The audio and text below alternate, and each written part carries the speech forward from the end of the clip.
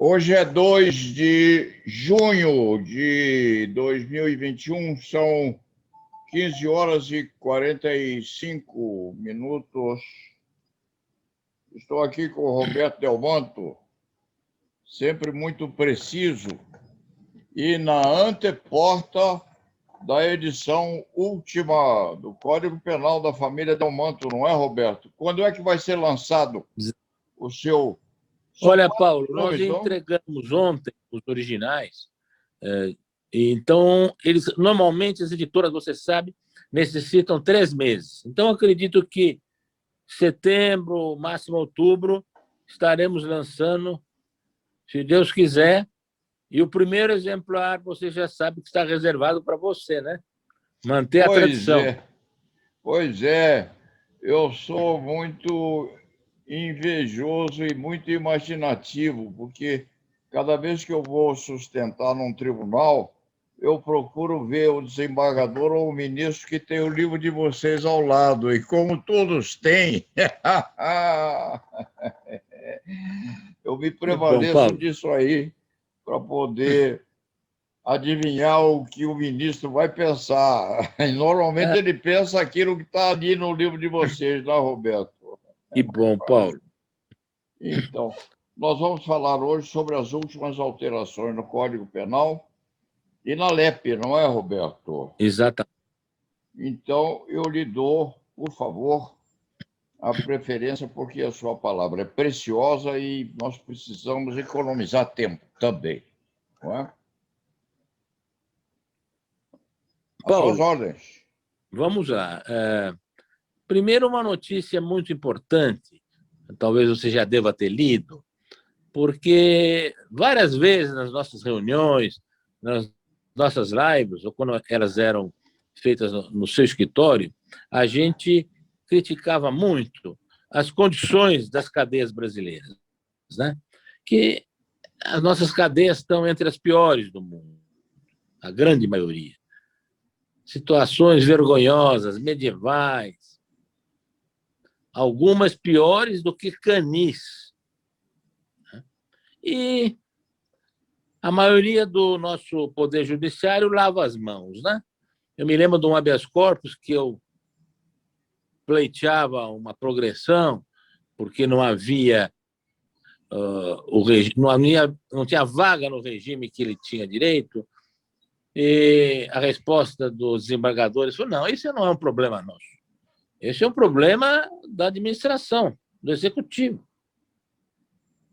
E, de repente, um preso de Bangu, que esteve lá em situações humilhantes, degradantes, conseguiu levar o caso até a Corte Interamericana de Direitos Humanos, a qual o Brasil faz parte. E a Corte, examinando esse caso, determinou que a justiça brasileira computasse em dobro o tempo que ele ficou preso para a detração.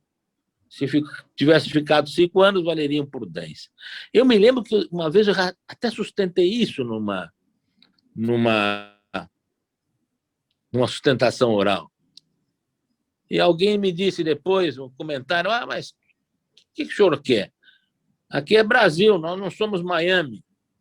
Mas nós somos ou não uma democracia representativa, um Estado de direito democrático que respeita a dignidade do ser humano.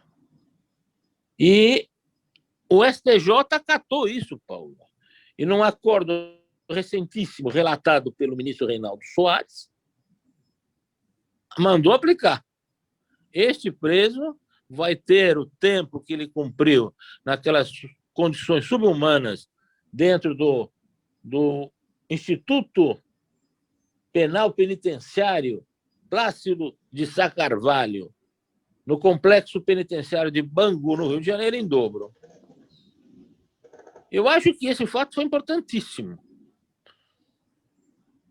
E penso que, doravante, sempre que nossos tribunais se defrontarem com uma situação idêntica em face do princípio da isonomia, que está lá no artigo 5º, no caput do artigo 5º da Constituição, deve ser aplicado para outros casos.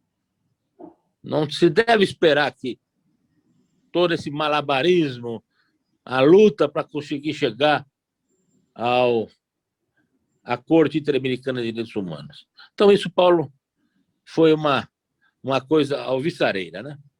Pois é, eu me recordo, há uns tempos atrás, um colega nosso muito respeitado, muito importante, muito querido, ele teve uma doença grave. Eu fui visitá-lo, ele era muito irônico, independentemente de estar sofrido, ele deu uma risada e disse: "Ô, Paulo Sérgio, veja se depois que eu morrer não vão pôr meu nome num presídio brasileiro, porque a minha alma não vai gostar." É. E quiseram pôr, sim, o nome dele numa broaca aí. A família disse: não, não, não, não. Já puseram do Nelson Hungria, que Do foi o Nelson maior Hungria, penalista brasileiro, né? coitado do Nelson Hungria, pobre Nelson Hungria, uma das criaturas mais versadas em direito penal que o mundo já conheceu. Sem dúvida. Não é? Mas prossiga, Roberto. Paulo, um outro que eu queria comentar com você é um novo artigo, o artigo 9A da LEP, da Lei de Execução Penal, que diz o seguinte, Paulo, que todo preso, todo condenado que entrar no sistema penitenciário, com a guia de entrada, a guia de execução, ele vai ser obrigado a se deixar extrair DNA para a confecção de um perfil genético, uma identificação através de um perfil genético. Eu pergunto a você, Paulo, se o condenado já foi identificado, tanto que respondeu ao processo, foi condenado, transitou em julgado, começou a executar a pena, que história é essa de fazer um perfil genético? Qual é a base científica disso? Será que nós vamos voltar àqueles tenebrosos tempos do Lombroso? Lombroso achava que, dependendo do tamanho do crânio, das feições da pessoa, aquele já era um criminoso nato, o que depois se mostrou ser uma total heresia. Você sabe e diz mais, Paulo? Isso aí me lembra que foi na Itália, era o triângulo famoso, né? Lombroso, Ferri e Garofalo, não é? Nós aprendemos isso na faculdade de Direito. E Lombroso morreu, preservaram o cérebro dele. O cérebro de Lombroso estava dentro daquelas campânulas que há nos laboratórios. E o cérebro de Lombroso era pequeno, não era um cérebro portentoso, não, até que era muito tímido. Estava lá o cérebro de Lombroso balançando dentro do formol. Eu digo: esse gajo tem que ter um baita de um cérebro. Claro. Mas vamos lá, Alberto. Com todo respeito, não tinha, tanto que a teoria dele mostrou-se depois ser totalmente errônea, errática, não é? E eles dizem o seguinte, que isso seria aplicado para os crimes dolosos com violência grave à pessoa. O que é violência grave? Eu sei a lesão grave, a gravíssima, a leve, com violência grave à pessoa. Os crimes contra a vida. Não fala os dolosos. Como está, caberia até para os culposos. Contra a liberdade sexual e contra a liberdade sexual do crime praticado, crime sexual contra o vulnerável. Agora, eu pergunto o seguinte, isto, na minha opinião, viola a dignidade humana. é flagrantemente inconstitucional. Qual é a base científica disso? Ou quem praticou um crime contra a vida, ele vai ter um perfil genético diferente? Ou ele tem rigidez mental, ou não tem. Se ele não tiver, terá havido já um incidente de sanidade mental, onde ele poderá ser absolutamente inimputável ou relativamente inimputável. Então, eu acho, Paulo, que isso daí, não sei se a nossa ordem já entrou com uma ação declaratória de inconstitucionalidade com o Maddim ou não, mas deveria fazer. Porque se o preso não aceitar isso, Paulo, ele comete uma falta grave e atrapalha a progressão dele. Coisa feia. Isso aí tem Né? um critério meio nazistófilo, não, Roberto? É? Diz aí com uma certa dose de nazismo, não é? Com hereditariedade, essa coisa toda que vicejou muito na Alemanha nazista, lá pelos anos 43, 39. Isso não é bom, não. E o que mais você vê nisso aí, Roberto, nessa Bom, legislação nova? com relação ao Código Penal, Paulo, vamos falar um pouco do artigo 339, a denunciação caluniosa, que foi bastante modificado. Né? Você lembra que até agora para a denunciação caluniosa devia haver a imputação de um crime. Agora, um crime sabendo da falsidade, que não houve qualquer crime ou que a pessoa apontada não foi o autor. Essa consciência continua a ser exigida. Só que agora a imputação não precisa só ser de um crime, pode ser de uma infração ético-disciplinar ou de um ato de improbidade.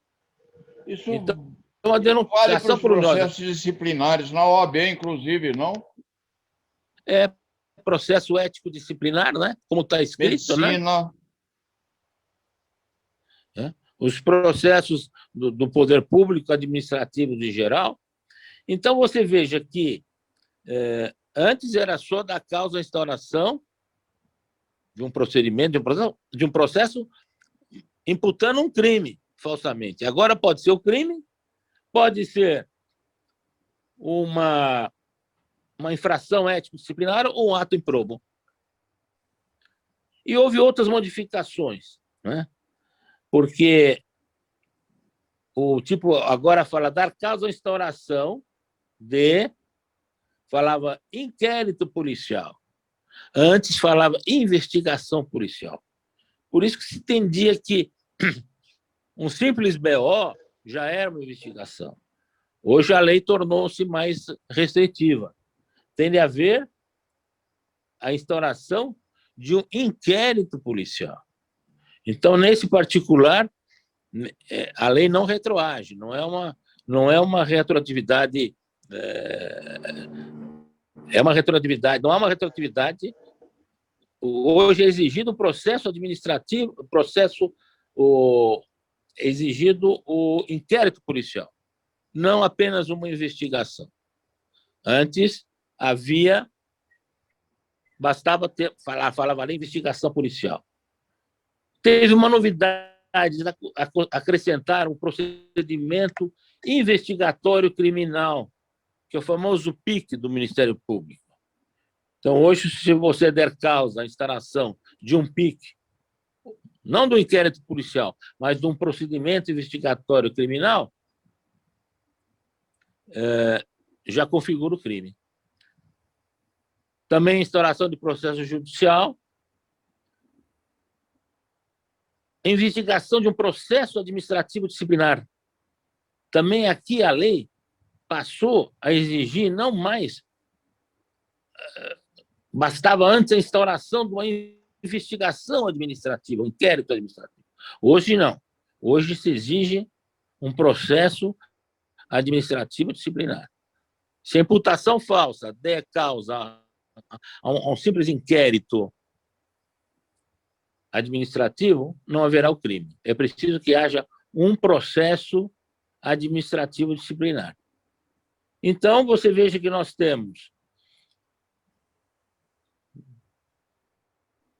Tem a ver 4 fundamentos: acusação da prática de um crime, ou de uma infração ético-disciplinar, ou de um ato improbo.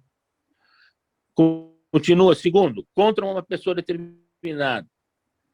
Terceiro, que o denunciante tenha consciência da inocência do acusado ou da inexistência do fato. E que tenha dado causa, como nós falamos, a instauração de um inquérito policial, não bastando mais uma mera investigação ou diligência policial preliminar,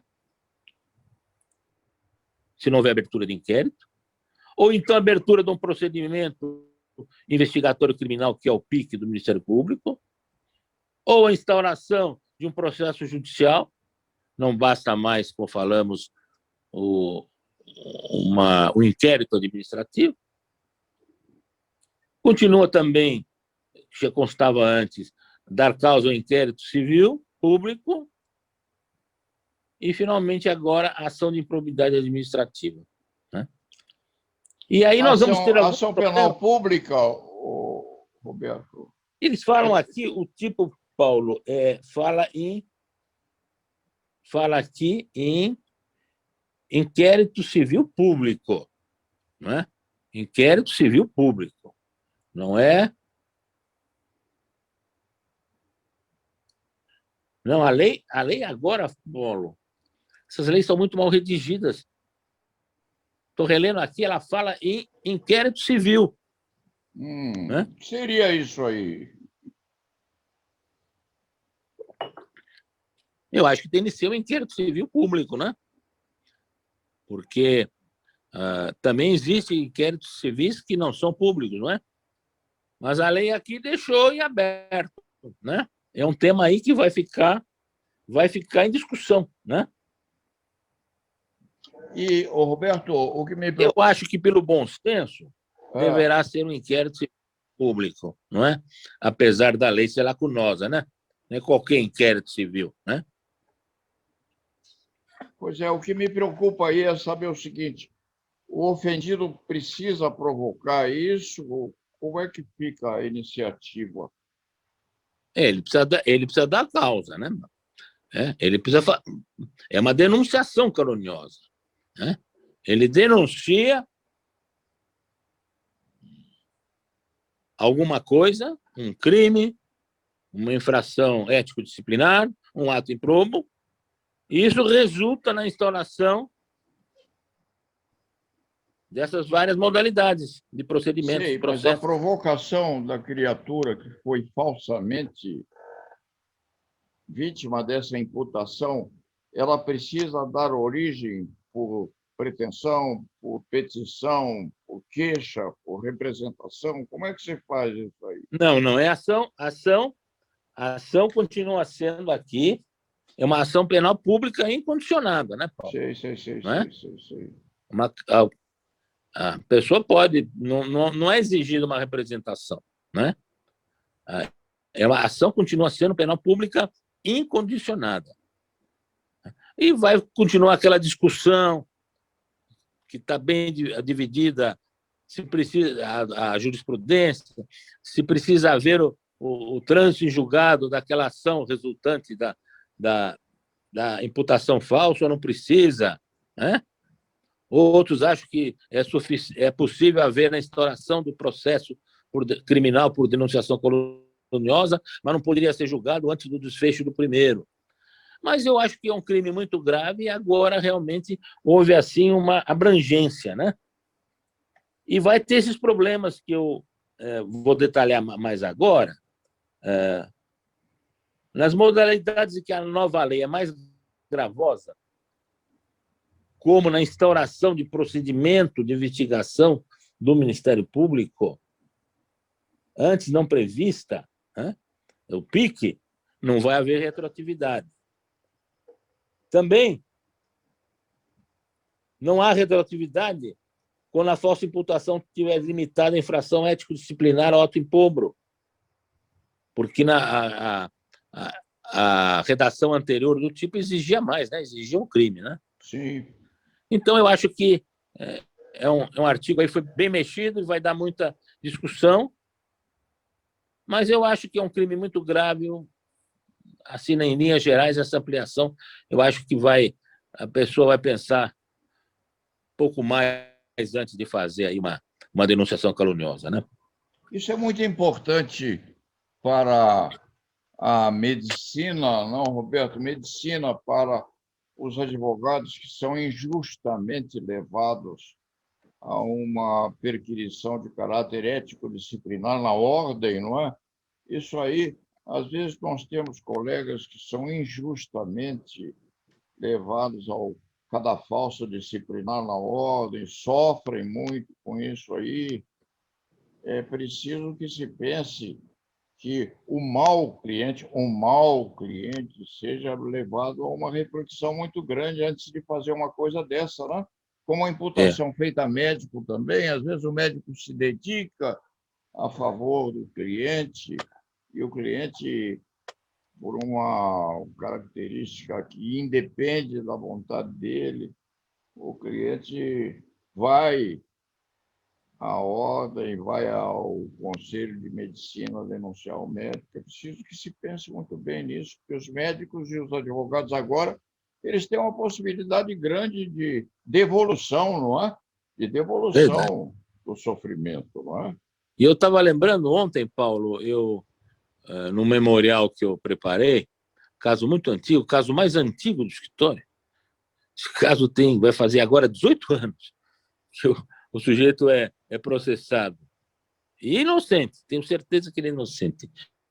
Eu abri com aquela citação de Rui Barbosa: qualquer acusação é sempre um infortúnio, enquanto não verificada pela prova.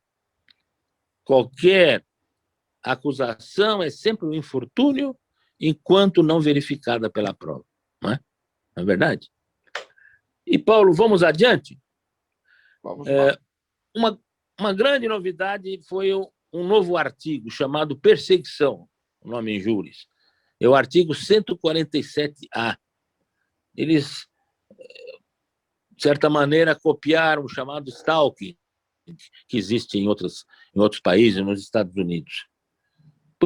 Porque nós sabemos, no nosso escritório, existem casos, né, Paulo, de pessoas, em geral, tipos passionais, homens ou mulheres, muitas vezes companheiros ou ex-companheiros, que não se conformam com o término de uma relação, a não aceitação de uma relação, e passam a fazer uma perseguição tremenda contra essa pessoa. Né?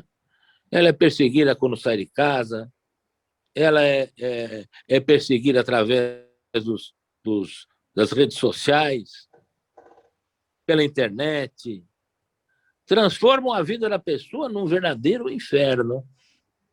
E muitas vezes as capitulações existentes no possível crime de ameaça, que seria o 147, um crime contra a honra, não têm se revelado suficientes. Então, esse artigo 147A diz o seguinte: perseguir alguém. Perseguir, como nós sabemos, é seguir de perto, ir ao encalço, acossar, seja de forma presencial, ou por intermédio das pessoas, ou ainda de modo virtual. Você pode perseguir uma pessoa pela internet. Né? Redes sociais, Facebook, e-mails, WhatsApp, Twitter, aplicativos de encontros. Né? Perseguir alguém reiteradamente e por qualquer meio. O verbo reiterar, Paulo, como nós sabemos, significa voltar a fazer. Você reiterar, você fez uma coisa, você reiterou, já é a segunda. Agora, o reiterar é fazer uma segunda vez. Mas como foi empregado no advérbio reiteradamente, eu penso que deverá ter um pouco mais de persistência. Né? O juiz deverá examinar o caso concreto, acho que uma, duas, no mínimo três, dependendo do caso, né? A perseguição tem de ser reiteradamente, por qualquer meio. Aí vem, ameaçando a integridade física ou psicológica, que nós sabemos que muitas vezes o dano psicológico não é tão fácil de ser aferido, né? Fazendo o quê? Ameaçando a integridade física ou psicológica, restringindo a capacidade de locomoção, que a pessoa fica apavorada de sair de casa, de ir para o escritório, ou, de qualquer forma, invadindo ou perturbando a sua esfera de liberdade ou privacidade. Então, você persegue alguém reiteradamente, por qualquer meio, pode ser virtual, portanto, ameaçando a integridade física ou psicológica, restringindo a capacidade de locomoção, ou ainda invadindo ou perturbando a esfera de liberdade ou privacidade. Ô, Roberto, o que me Então, é um lembra, artigo novo, né? o que me vem à memória agora, coisa recente, inclusive. Isso, tradicionalmente, ou naqueles episódios clássicos que nós conhecemos, isso envolvia sempre o homem perseguindo a mulher, não é? Era muito comum isso, não é? A mulher não queria mais qualquer relacionamento com ele, e o que acontecia então? Ele começava a persegui-la dessa forma, nessas alternativas que você trouxe. Mas hoje em dia, com essa chamada equiparação ou igualamento de sexos, não é, Roberto? Pode haver hipótese Exatamente. oposta, não? A mulher pode ser responsável por isso, não? Se ela perseguir o homem, por exemplo, eu tive há muitos anos atrás uma hipótese anômala em que a mulher sim é que foi perseguir o homem na janela do apartamento dele, infeliz. Como ele sofria com aquilo de madrugada. O que acontece normalmente é o oposto. O homem persegue a mulher. Hoje, os homens também podem ser vítimas disso, não é, Roberto? Não, e tem também os homoafetivos, né? Uma mulher perseguindo outra mulher, um homem perseguindo outro homem, né? Os sujeitos ativo e passivo podem ser de qualquer gênero, né? De qualquer gênero. Agora, você veja, Paulo, antigamente nós só tínhamos o quê? A configuração do artigo 65 das contravenções penais, que era uma pena de multa, né? A Sim. perturbação da tranquilidade, né? Agora, os tempos modernos, né? Porque, na verdade, a internet, as redes sociais, e esses crimes têm se repetido. Agora, esse problema que vai ter muita discussão vai ser esse advérbio reiteradamente, né? Eu acho que só o caso concreto vai dizer se caracterizou uma perseguição reiterada, né? Logicamente que e num curto espaço de tempo, eu acredito que uma perseguição eventual ou uma que ocorreu uma, duas vezes, depois cessou, né? Eu acho que a relevância penal vai ter de ser avaliado caso a caso, né? Roberto, Acho que o nós dois. crime deverá ser configurado em casos abusivos, aquelas verdadeiras obsessões por parte do agente, seja fisicamente ou por meios virtuais. Nós não podemos agora transformar, né, qualquer galanteio, né, qualquer elogio, né, numa perseguição, né, Paulo? É Por verdade? exemplo, aquilo que aconteceu, ou que poderia ter acontecido, o Neymar, aqui no Brasil, não, que o Neymar está com um problema assemelhado a esse, a moça que diz que ele a importunou, aquela coisa toda, a empresa. Eu não sei se você lembra, Paulo, um crime bárbaro que aconteceu do médico que matou barbaramente uma antiga paciente dele, depois esquartejou o corpo, né? E ela ligava para ele 50 vezes ou mais por dia, né? Sim, eu O lembro homem disso, ficou... sim. Você lembra desse caso? Foi aqui em Lembro. Santana. O homem ficou absolutamente louco, perturbado, né? Então, eu acho que este crime, e ele tem também algumas aumentos de pena, tá? Depende de representação, não é como no caso da denunciação caluniosa, que continua incondicionada, tem de haver a representação, não precisa ter formalidade, como nós sabemos, mas tem de haver, por escrito ou verbal, levado a termo, no prazo de 6 meses, tá? Do conhecimento da autoria do fato. A pena aumentada, a pena é de 6 meses a 2 anos, quer dizer, ainda está naquela infração de menor potencial ofensivo. Mas ela é aumentada de metade contra criança, adolescente ou idoso. Quer dizer que se nos perseguirem, Paulo, a pena vai ser mais grave. Pode acontecer, não, Roberto? Pode acontecer. Eu me lembro. Contra a mulher, por razões de condição do sexo feminino, né? Estão dando de novo essa, vamos dizer assim, não digo uma vantagem, não acho institucional, porque a mulher foi por tanto tempo menosprezada pelo homem, que eu acho que a lei, durante um bom tempo, tem de dar um tratamento prioritário a ela. Ou ainda também aumenta de metade, havendo concurso de 2 ou mais pessoas, ou com emprego de arma, não precisa ser arma de fogo, qualquer arma. Aí já não vai ser mais de menor potencial ofensivo, mas vai continuar havendo a suspensão condicional do processo pelo mínimo da pena, né? Nós vamos ter que terminar, que nós temos só 2 minutos, que eu ainda não obtive essa extensão. Tá bom, Paulo. Da nossa live. Mas para Olha, não Paulo, ser... foram as grandes novidades. Se a gente Sim. vier a fazer a semana que vem alguma coisa a mais... Podemos marcar para o mesmo dia da semana que vem, a mesma hora, pode não, ser, Roberto? pode Isso ser. é muito Com importante. a parte dos crimes eletrônicos, que é um assunto É muito interessante. importantíssimo, não é? Hoje é mais fácil você praticar um estelionato por uma via eletrônica do que comparecer na pessoa, né? Ser reconhecido.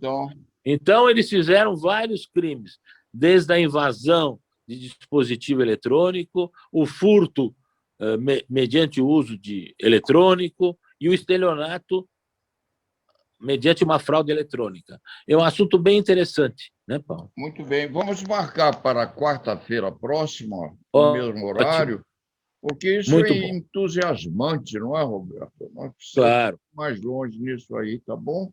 E um abração para você. Obrigado aí pela sua paciência comigo. Imagine, tá Paulo. Um grande abraço e lá na Vevá. Lá na Vevá. Tchau, Roberto. Até logo.